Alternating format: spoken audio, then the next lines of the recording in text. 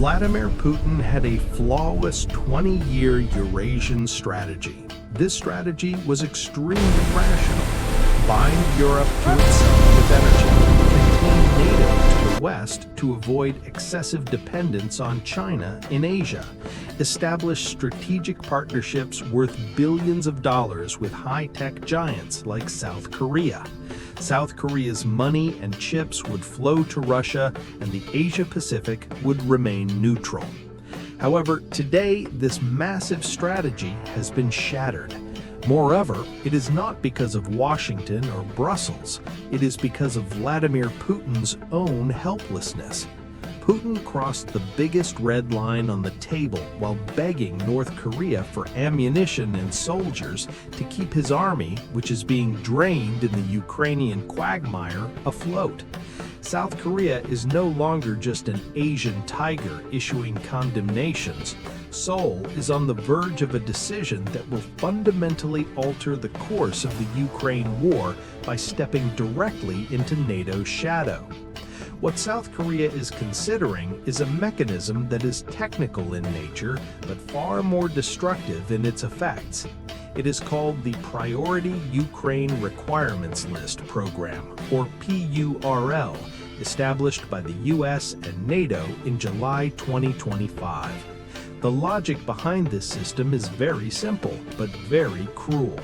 With Donald Trump's tendency to cut direct aid, NATO countries said America should produce the weapons and we will pay the bill collectively. What does this mean on the ground? According to NATO data, 75% of the Patriot air defense systems protecting Ukraine from Russian missiles today, and 90% of other anti-aircraft missiles are purchased with this PURL funding. Now add South Korea with its massive $1.7 trillion economy to this equation. Diplomatic sources say South Korea's participation will most likely be limited to non-lethal equipment, but money has no color in financing. If South Korea finances air defense radars or humanitarian aid through PURL, billions of dollars in other NATO countries' coffers will be freed up to purchase more Patriot missiles and HIMARS rockets. The implication on the ground is that Russia's billion-dollar Iskander ballistic missiles and Su-34 bomber aircraft will be rendered completely ineffective in Ukrainian airspace. Recall that Japan also announced it would join PURL in February 2026 and supply radar systems. When South Korea and Japan's superior radar and electronic warfare systems enter Ukraine, it means the Russian army will be blinded. Russian artillery will not be able to see where to fire, and Russian missiles will be hunted down in the air. Moreover, South Korea's move to join is not just about money, it is about capability. When the war turns into a war of attrition, it is not philosophy, but mathematics that determines the winner. Today, the United States can produce 90,000 155mm artillery shells per year. South Korea's annual production capacity, on the other hand, exceeds 200,000. Seoul has so far refused to supply weapons directly to Ukraine. They needed to maintain deterrence for their own security. But indirectly, by selling massive amounts of ammunition and weapons to the US and Poland, they paved the way for Europe to send its own stocks to Ukraine. They are selling tens of billions of dollars worth of K2 Black Panther tanks and K9 Thunder howitzers to Poland alone. They are negotiating massive submarine contracts with Canada. How does this affect Ukraine? Through a very simple domino effect. South Korea is filling the warehouses of Poland and other NATO countries with its own modern tanks and howitzers. These European countries are also donating their old Soviet-era weapons and lighter armored vehicles to Ukraine without hesitation. The K9, with its high mobility and millimeter precision, works like a giant sniper rifle. while Putin soldiers struggle on the front lines with those cumbersome Soviet-era junk systems that take minutes to set up and constantly malfunction, the K-9 fires and destroys its target with millimeter precision. It changes position and disappears within seconds before Russian radars even wake up. The K-9 literally hunts down the much-vaunted Russian artillery on the battlefield like a blind prey. On the other side is the Kremlin's biggest nightmare, the K-2 Black Panther tanks. Forget about those famous T-90 tanks that Putin can't stop gushing about on state television and proudly displays in Red Square. When you pit a T-90 against a K-2 in the mud, the propaganda ends and technological slaughter begins. So when Russian soldiers peek out from their trenches, they see tanks sent by Europe, but the only reason those tanks can reach Ukraine is because South Korea, with its unparalleled production capacity, has Europe's back. Now, with its official participation in PURL, South Korea is formally integrated into the West's arms supply network. This possibility is driving Russia crazy. The Russian Foreign Ministry has directly targeted South Korea. Zakharova's words were clear. If this happens, we will be forced to use our right of retaliation, including asymmetric measures. Let's decipher the code of this word, asymmetric, because this word is generally a state's way of saying, I can't declare war on you directly, I can't damage your economy, but I can cause you trouble in other ways. So what can Russia do to South Korea? Economically, trade between the two countries is already close to zero.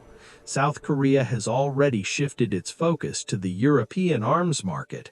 Poland and Canada's 60 trillion won submarine contracts. Russia's only real card is to provide North Korea with more advanced weapons technology. But this is where we see the dilemma Putin finds himself in. Russia can't even meet the needs of its own army, so there is a limit to the asymmetric technologies it can give to North Korea. At the same time, this is a last straw scenario that directly threatens South Korea's national security. This poses a major dilemma for Russia. If Moscow provides Pyongyang with too much advanced technology, Seoul could completely abandon its own red lines. There is a risk that Seoul could directly and recklessly funnel its massive stockpiles of artillery shells and weapons to Kiev. This does not seem like a scenario Putin would risk. Moreover, arming North Korea to such an extent is also a situation that bothers Russia's other ally, China. Beijing does not want an uncontrolled Kim Jong-un playing with nuclear submarines right next door. However, the domino effect is not limited to this. South Korea's PURL move is a massive blow to Putin's entire global strategy. The Kremlin's fundamental strategic goal is to isolate Ukraine as merely a European problem and to keep the global South and Asia out of this conflict, building a new multipolar bloc against the West. This narrative of an anti-imperialist axis promoted through BRICS and the Shanghai Cooperation Organization is taking a major blow as Asia's strongest economies are successively entering NATO's orbit. The integration of Japan, Australia, New Zealand, and most recently South Korea into NATO's Ukraine support mechanisms in one way or another weakens Putin's argument that we are only fighting the West. Asia's strongest economies are clearly investing in Kiev's survival. This situation is a strategic headache for Russia's biggest supporters, such as China and Iran. The Beijing administration is seriously uncomfortable with Japan and South Korea right next door, deepening their defense ties with the US and NATO to such an extent. Russia's deployment of North Korean troops to Europe has created a boomerang effect, upsetting the balance of power in China's backyard and pushing Seoul and Tokyo to arm themselves.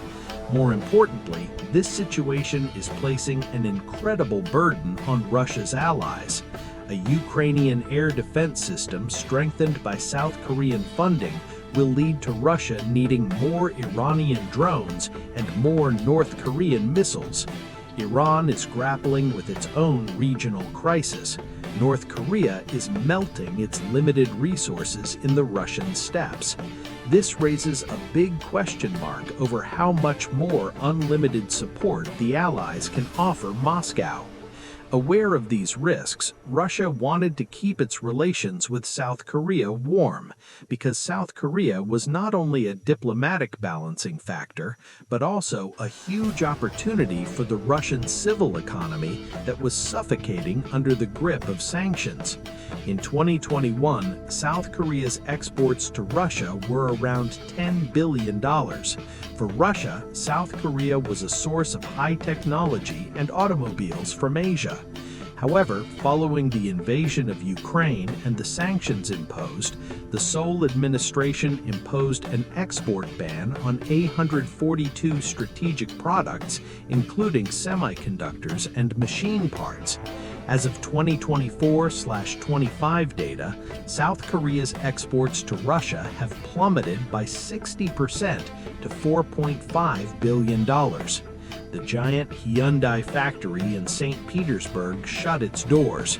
Putin concealed this collapse from his own people with a patch called parallel imports. Russia imported high-quality South Korean cars into the country through third countries, such as China, Kazakhstan, and Turkey, using used labels without the manufacturer's permission. According to 2024/25 data, Russia imported $1 billion worth of South Korean cars through these gray channels alone. Why is this important? Because Putin's regime had only one illusion to sell to